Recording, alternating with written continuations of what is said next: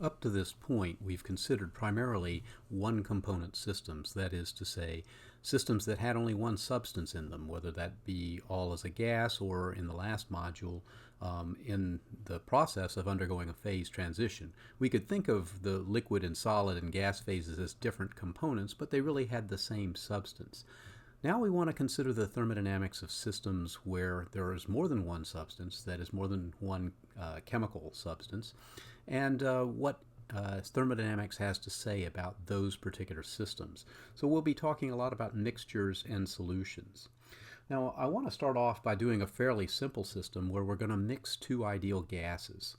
In this case, you can look at the picture over here on the right, which shows two bulbs of a gas, one containing argon and one containing neon, and they're separated by a valve. And I think we all can anticipate that if we open the valve, those two gases will mix, and over some period of time, they would become more or less evenly distributed among those two halves. Now, another way to think of this system is to break it down into two halves. And so if we were to just consider one substance at a time, essentially if we say we're just considering the argon, we would look at how that argon changes as it expands into a volume that is twice as big. Now I want to denote the volume of the argon side as V1 and the volume of the neon side as V2, just as a means of being able to refer to those very easily. We know that the expansion of a gas from a volume of V1 to a total volume of V1 plus V2 might be given by an equation that looks something like this. The change in entropy would be N times R times the log of V2 over V1. And this is an equation that we derived before when we looked at the isothermal expansion of a gas into a vacuum. And this would tell us something about that change of the entropy. And in particular, we're anticipating that V2 now is the sum of these two volumes, and it's going to be greater than the initial volume V1, because in that case, we would have a net positive quantity over here, and whenever delta S is greater than 0, then we know that this will be a spontaneous process. All right, we also can anticipate, though, that the mixing of these gases is going to be spontaneous as well. So now, instead of using V2 as a total volume, I'm going to use it just to refer to the volume on this side. So our total volume, so let me write this down here, our total volume is just going to be V1 plus V2. Now, in the case of the mixing of these two gases, let's consider them separately, and then we'll basically put them together. So for argon, what I'll have is an entropy change that would look something like this. It's just the expansion of the argon, which has N sub argon moles of argon times the gas constant, times the log of the total volume at the end of its expansion, which is V1 plus V2, divided by its initial volume, which is all in V1. All right. Similarly, I can write for the neon that its change in entropy would be given by the number of moles of neon times R times log of the V1 plus V2 over its initial volume, which is V2. Now, since these are both ideal gases, and I want to note that they are starting at the same pressure and temperature, we have from the ideal gas equation, and let me put this a little bit different. We have in the ideal gas equation that P times V is equal to nRT. So in the case of the argon, the P is going to be the same for both. The V is going to be V1, and the N is going to be the N of argon. So we can see here that V1 and N, the number of moles, are directly proportional to one another. And in fact, I could rewrite V1 as equal to the number of moles of argon times this set of constants. Okay, so these are all constant.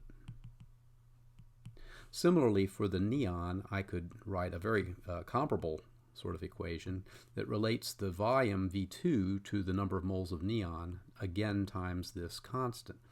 All right, because we're staying at the same pressure and temperature for both of these, so it's going to be the same constant. So this means that I can take one of these expressions, say V1 plus V2 over V1, and write that in terms of the number of moles. So in case of V1, that's N sub argon times RT over P, plus V2 is N sub neon times RT over P. And then in the bottom, it's just the N sub argon times RT over P. So all the RTs over P are going to cancel. So we get the very handy result that this is just a ratio of these amounts of moles. Okay, similarly, I could find that V1 plus V2 over V2 would be the same numerator divided by the number of moles of neon. All right, so that allows us to write this set of entropy changes in terms of the number of moles of each of these. So now I can write that, for example, the total entropy change for this system of two gases is going to be the entropy change for the argon plus the entropy change for the neon. And now I can write that as N sub argon R log of N sub argon plus N sub neon over N sub argon plus the neon number of moles times R times number of moles of argon plus number of moles of neon over number of moles of neon.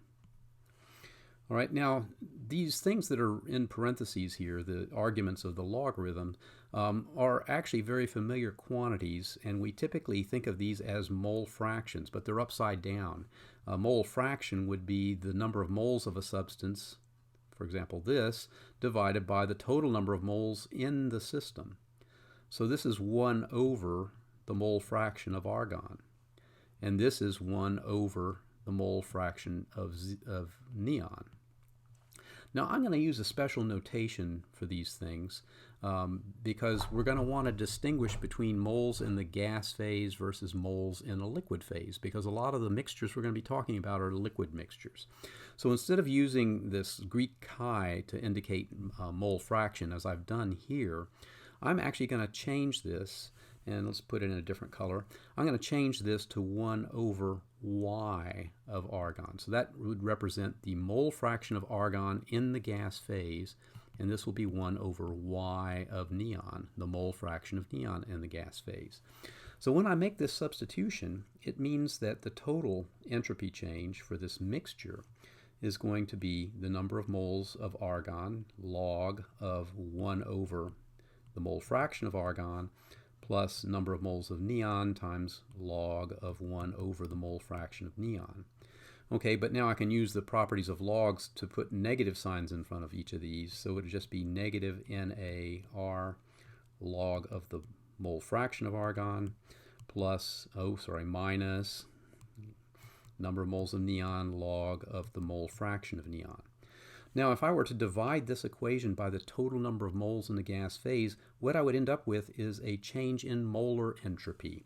So the molar entropy change in that case then, so I'm dividing by, so let me write this down here, divide by the total number of moles, which is just the sum of the moles of neon and the moles of argon. Okay, but when I divide by that, I'm going to get mole fraction of argon here and mole fraction of neon here. So I'll end up with a very tidy expression that gives me the entropy change in terms of the mole fraction of argon times the log of mole fraction of argon minus the mole fraction of neon times the log of the mole fraction of neon. And this can be generalized to any number of components in a gas phase mixture. So if I had 6 or 8 components, I would just be summing over this kind of term for each of those components. All right. Now, one last note, we've used Y to indicate the mole fraction in the gas phase. In the liquid phase, I will be using X sub, say, argon and X sub neon. So I want you to be able to recognize that when I use X for a mole fraction, it's in the solution or liquid phase. When I use Y, it's in the gas phase. All right, now last note I'll make is note that the total entropy of mixing in this case, I can make this entropy of mixing, is really just due to the expansion of the gases into a larger volume. It doesn't have much to do with the fact that they're mixing together, although that does create a surfeit of translational energy states, so it does increase the microstates available to the system.